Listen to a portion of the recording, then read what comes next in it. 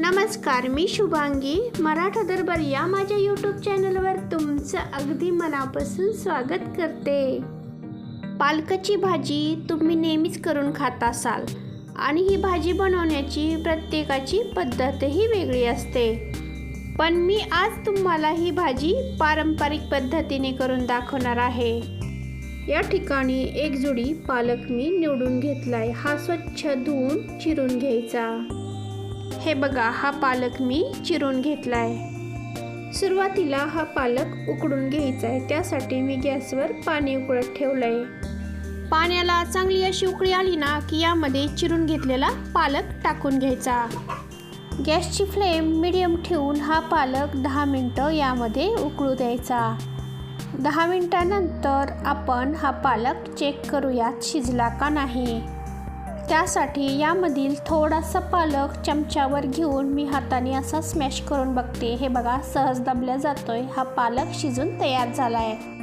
पालकाच्या भाजीचा रंग हिरवा राहण्यासाठी या ठिकाणी मी तुम्हाला एक ट्रिक सांगणार आहे. त्यासाठी शिजलेला पालक मी चाळणीवर पूर्णपणे ओतून घेतला आहे. हे पालकामधील निघालेलं पाणी तुम्ही कणिक भिजवण्यासाठी सुद्धा वापरू शकता. या पालकामध्ये एकदम थंड पाणी आणि थोडासा बर्फ टाकून घ्यायचा. यामुळे भाजीचा रंग काळपट न होता हिरवा असा राहतो.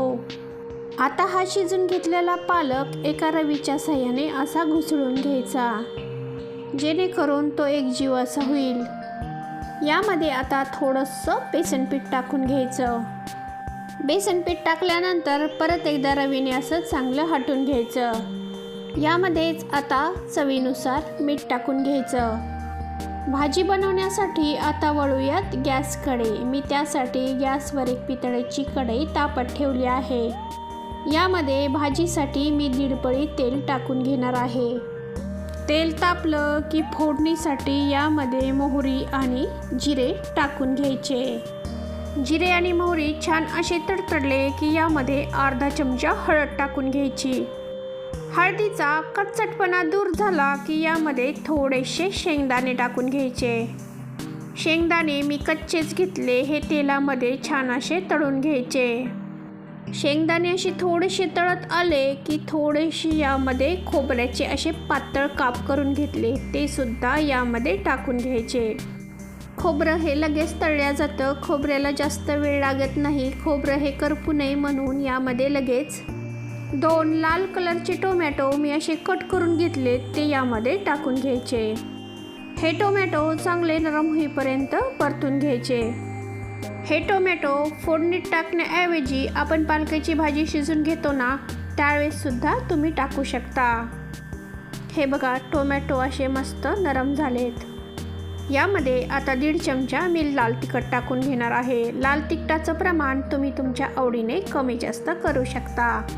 लाल तिखट टाकल्यानंतर 1 मिनिटभर चांगलं असं परतून घ्यायचं. आता यामध्ये बेसन पीठ टाकून जो हटून घेतलेला पालक होता तो यामध्ये टाकून घ्यायचा आणि व्यवस्थित असं मिक्स करून घ्यायचं. जर जास्त घट्ट वाटलं तर यामध्ये आवश्यकतेनुसार थोडंसं पाणी टाकून घ्यायचं. एक उकळी येऊपर्यंत ही भाजी शिजू द्यायची. भाजी शिजूपर्यंत या भाजीसाठी फोडणी तयार करून घेऊयात. त्यासाठी छोट्या साईजच्या कढईमध्ये मी थोडंसं तेल तापत ठेवलंय. तेल तापलं की यामध्ये मी एक लसूणचा गड्डा सोलून त्याचे असे बारीक बारीक तुकडे करून घेतले. ते यामध्ये टाकून घ्यायचे. गॅसची फ्लेम कमीच ठेवायची, म्हणजे हा लसूण करपणार नाही आणि मस्त अशा तांबूस रंगावर तळल्या जाईल. हे बघा, तुम्ही बघू शकता मस्त असा तांबूस रंगावर लसूण तळून झालाय. आता यामध्ये 4 ते 5 सुक्या लाल मिरच्या टाकून घ्यायच्या. मस्त अशी फोडणी तयार झाली आहे. दुसऱ्या साईडला भाजीला पण उकळी आली आहे. तयार झालेली लसूणची फोडणी गरम असतानाच भाजीमध्ये टाकून घ्यायची. व्यवस्थित असं एकदा मिक्स करून घ्यायचं. मस्त अशी पालकाची भाजी तयार झाली आहे. ही भाजी तुम्ही चपाती, भाकरी, भात कशासोबतही खाऊ शकता. मस्तच लागते. तुम्ही पालकाची भाजी कशा प्रकारे करता हे कमेंटमध्ये मला नक्की सांगा. तुम्हाला माझा हा आजचा व्हिडिओ आवडला असेलच तेव्हा व्हिडिओला लाईक, जास्तीत जास्त शेअर करून मराठा दरबार या माझ्या यूट्यूब चॅनलला सबस्क्राईब करायला मात्र विसरू नका.